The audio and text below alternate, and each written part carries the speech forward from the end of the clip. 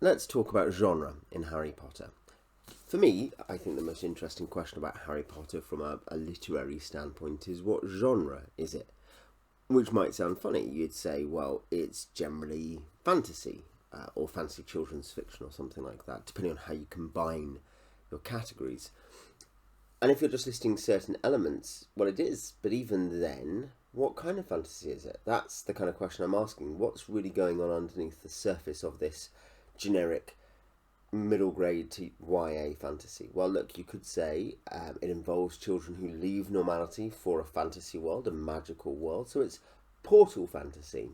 Or again, so, it's in our world, and lots of it even seems to happen in real world locations. So is it urban fantasy, magic in the real world?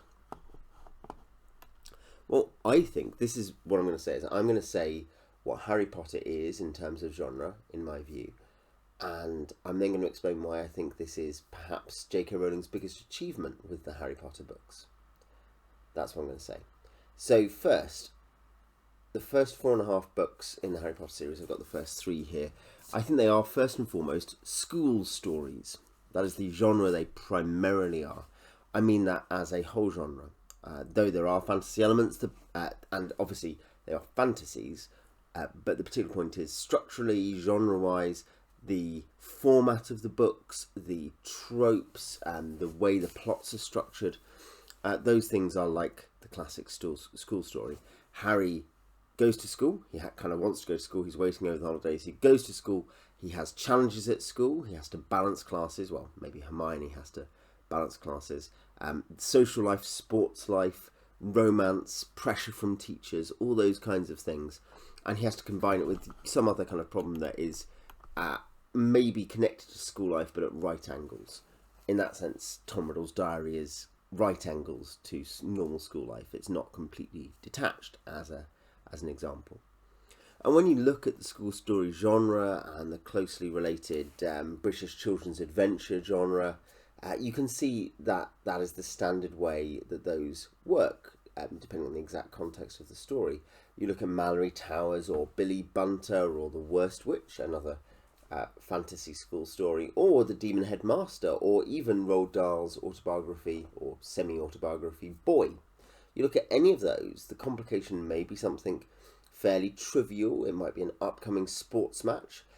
It might be a prank war between rival houses or different people. There might be a falling out. It might be, I think there's a Mallory Towers example where all the girls want to cheat apart from the girl who has character and all that kind of thing. Or there may be, there may be cheating on tests. There may be some other complication like that anyway.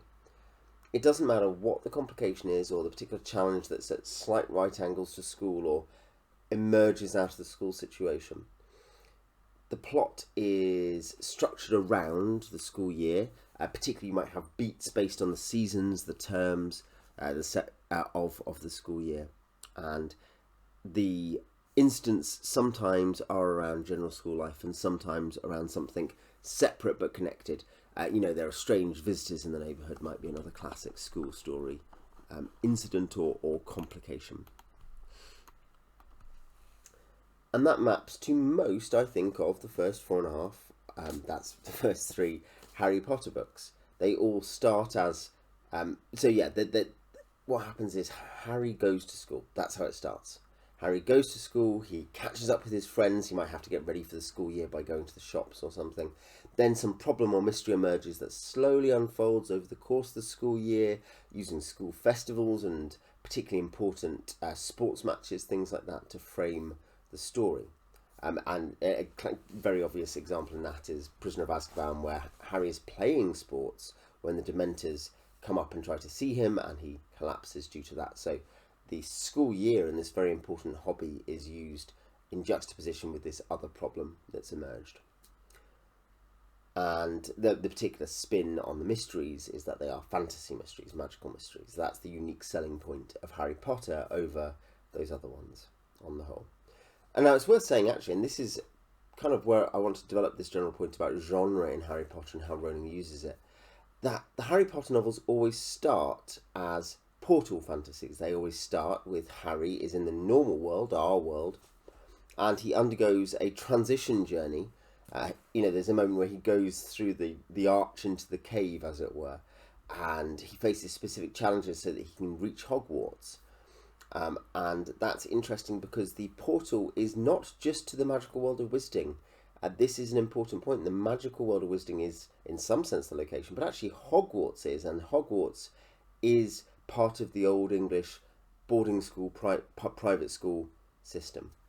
So the genre shift from normality is actually a genre shift geographically to a school story, not a normal fantasy story. And, this is a thing beyond most people's experiences. How many people have gone to a British boarding school, particularly how many of the readers, even in the late 90s and early noughties, let alone 20 years later, had gone to a British boarding school of an old-fashioned form? It is fantasy, but it's not fantasy about magic. The fantasy about magic is an extra layer on top of that. So Rowling merges these genres skillfully, I think, but she then begins to shift genre later. And by that I mean structurally she begins to shift genre slowly, by Order of the Phoenix and Half-Blood Prince particularly. She even begins to do it with the very last section of the Goblet of Fire. The whole thing has been a sports school story. Oh, we're having a big sports festival, but there's also all the normal challenges. Plus they're all coming into their own, they're starting to notice the opposite sex and the rest of it. So it ends, after having that kind of whole thing, it ends outside the school in magical horror, in a completely different environment, in a completely different atmosphere, and that is a moment in which, while Harry loses his childhood in lots of ways at that point, though it's a recurring theme that he's losing his innocence. And in The Order of the Phoenix and Half-Blood Prince, that intensifies. You have long sections at the end, not a short section, but long sections at the end, outside the school, the misbegotten trip to the Department of Mysteries, and the trip with Dumbledore to the island to get Regulus's Horcrux thing. Both are harrowing trips into darkness, and it's actually an interesting thing about the David Yates films that he captures this sense of an increasingly dark world. The visual palette is done very, I think, intelligently in those films, especially as you see these journeys into darkness. They become more traditional adventure fantasy over time, of a fairly dark type, rather than the kind of relatively light school stories. And of course, Deathly Hallows is entirely, basically, on-the-road adventure fantasy. It's no longer a school story at all. Where Harry and his friends do return to Hogwarts, they return as liberators, they are basically beyond it. It functions suddenly as a Shire-like place, which they return to free, to help. But perhaps for Frodo, it is the case that he is somehow beyond it and has moved past it and cannot return. So the reason I'm suggesting that the choices of genre and the presentation of those genres and the way in which those genres are mixed and combined in the Harry Potter stories is one of the best things that Rowling managed to achieve is this. First, so many of the tropes, so many of the beats, so many of the ways things are visually presented in those early books particularly, all things that people really enjoy that are central to that. The steam train, Quidditch, house rivalries, all the way, in fact, here's a weird example, but the kind of weird, magical sweets that they have, particularly, sweet shops, magical sweets.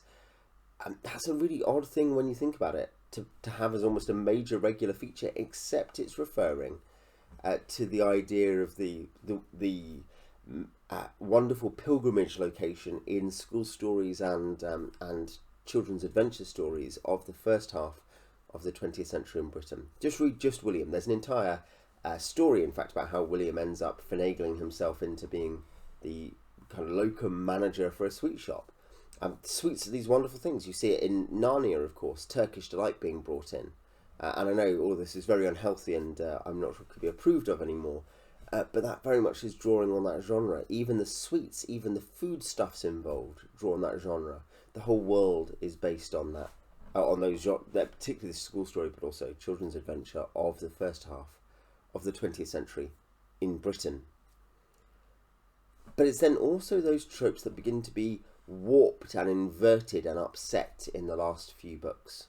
They are the things that are stripped away. They are the things the children lose as things get darker, to the point they even lose their education in their last year.